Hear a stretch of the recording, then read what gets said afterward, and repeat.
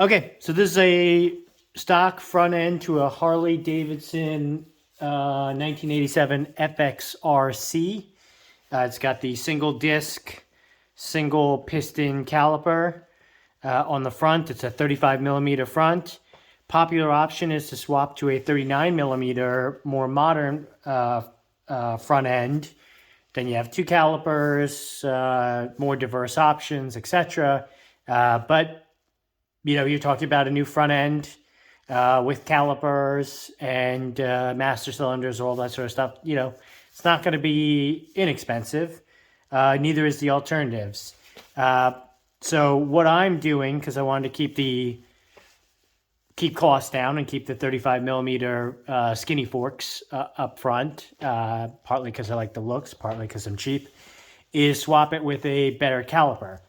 The issue with the, I think, 35 and 39 millimeter FXRs is if you have wire wheels, a lot of the calipers won't fit. And even a bunch of the cast wheels, I think the 9-spoke, you have to have the spoke shaved down. So the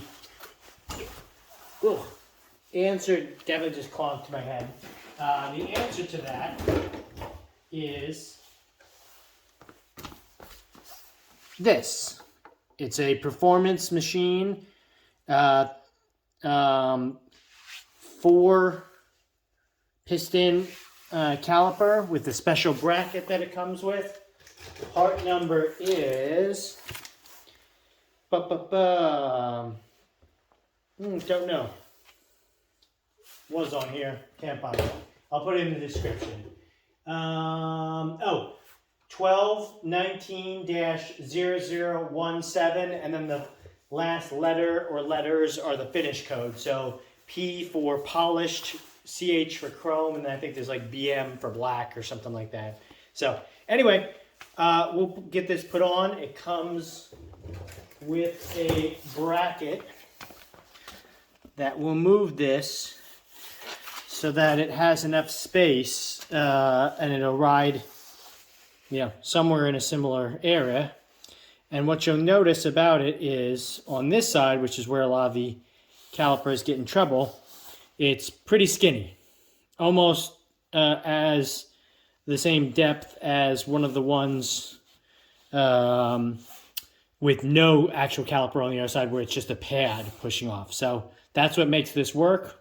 We'll give this an install try. I'm going to see if I can reuse the existing line. I have steel lines too, but I kind of want to do this in parts. So doing the caliper alone, doing the lines, and then doing new disc and pads. And then if I can, I'll even see if this will work with a custom bracket and push this out to a 13-inch rotor if it needs it. So, all right, let's get started on the install. All right, first step is removing the prior caliper.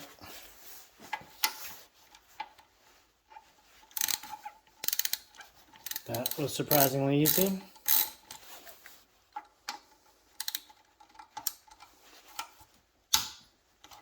This one wants to put up a little more fuss.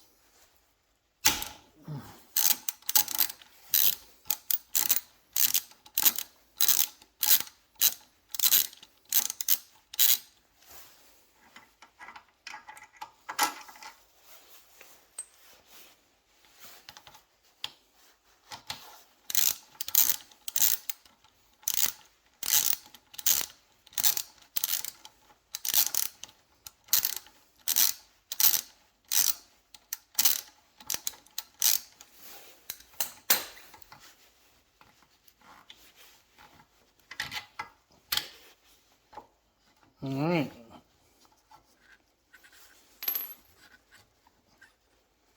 There we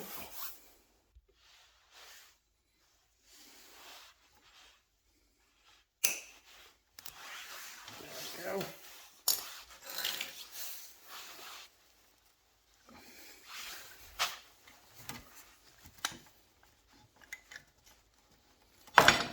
There we go. We'll just leave that hanging for the moment. Okay.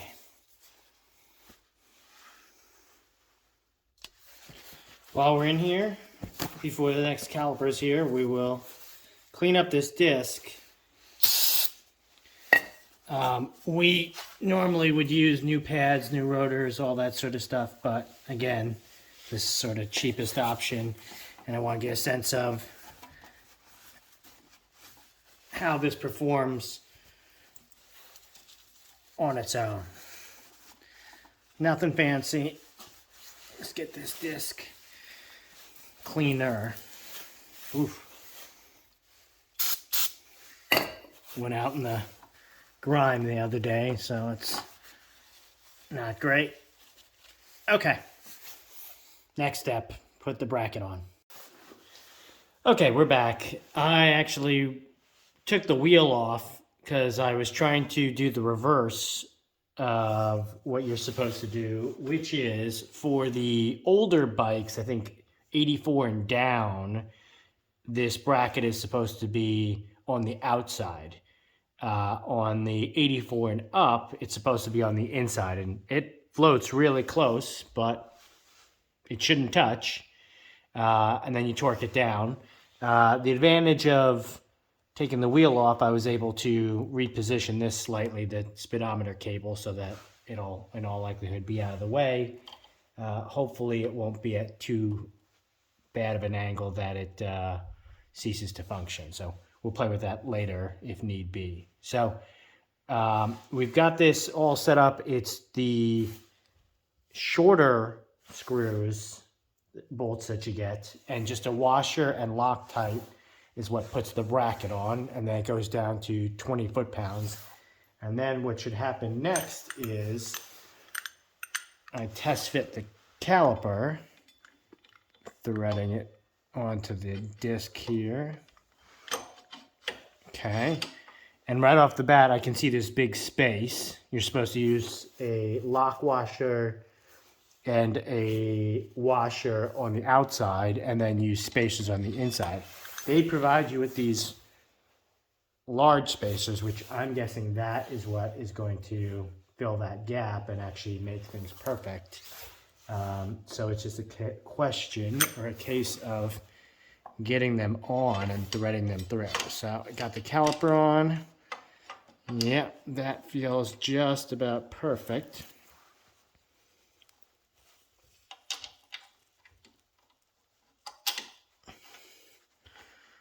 Okay, and then it's just finding the hole. Okay, I found that, again, since the tolerances are so tight, you really just want to get the first thread or two in, because otherwise the angle that the other bolt has to go into ends up being a little off, and it'll almost feel like you're cross-threading. Instructions for this don't say Loctite, obviously, because you have the washers. So we will go, and then I'll have to recheck what the torque specs are. I think for now it's just supposed to be finger tight, which I'll do. Pretend my fingers are strong.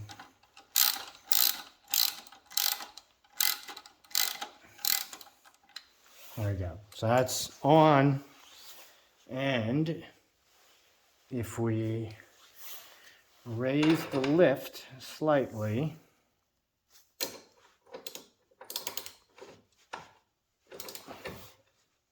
no, other way.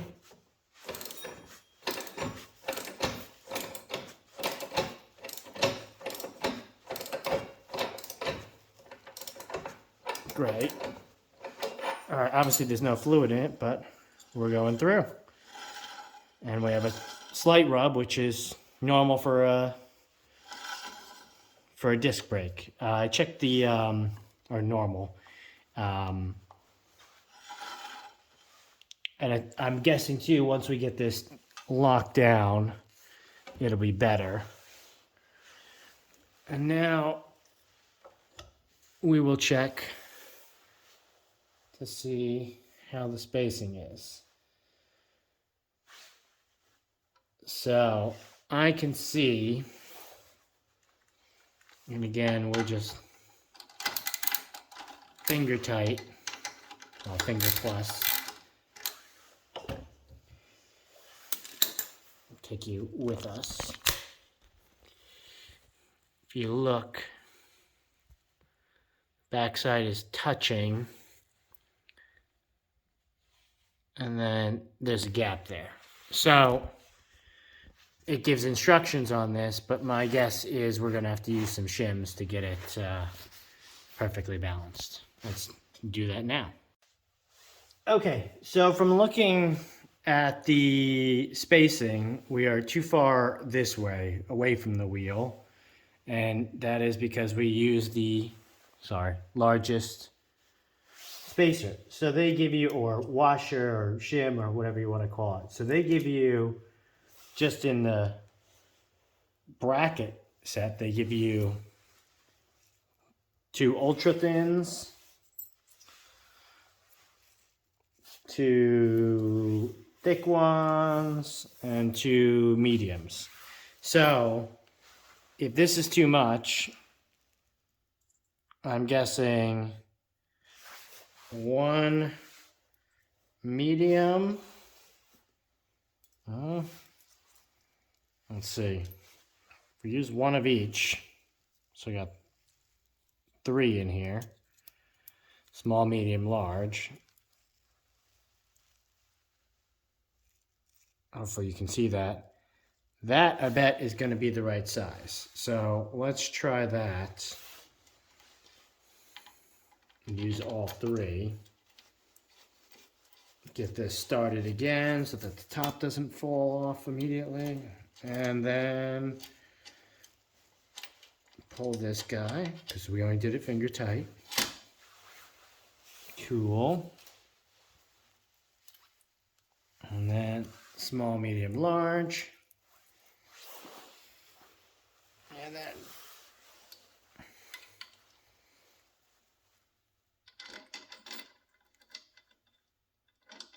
I'm guessing we were supposed to do it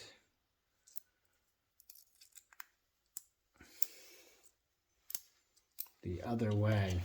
So we've kind of nicked our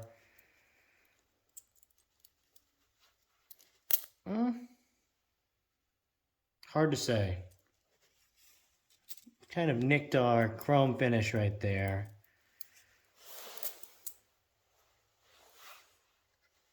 What do we do on the other one? Probably the same. Meh. It's underneath, so I guess we could have gone flat washer at the bottom.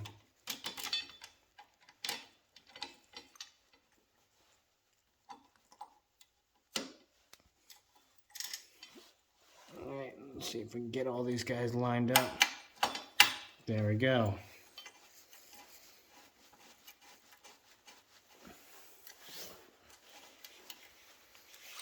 All right.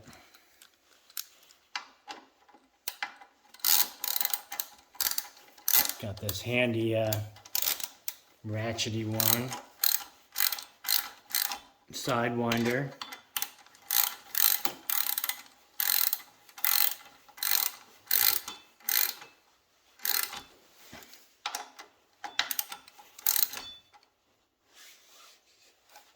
All right, I got the wheel loose.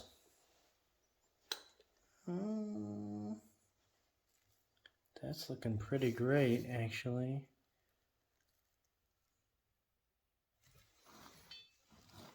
All right, let's take a peek together.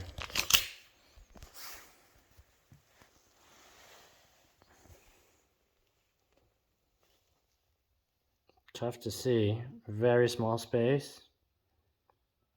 Very small space. I mean, I think that's about as perfect as it's going to get. All right, so this is the finished product.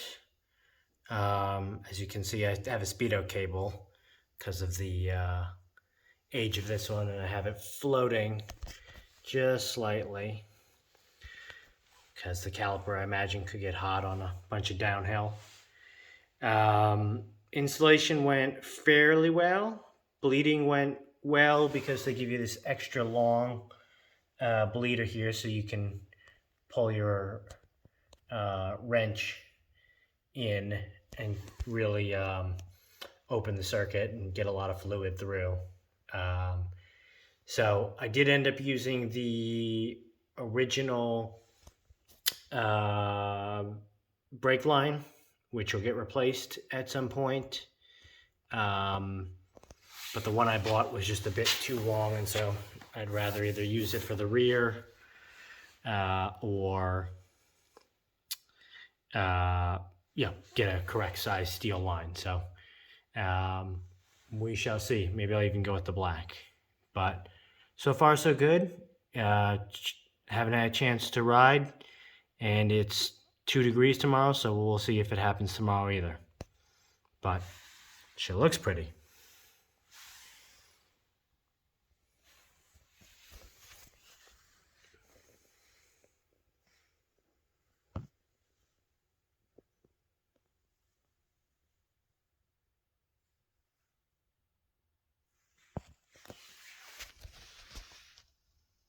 All right. Helps us helpful.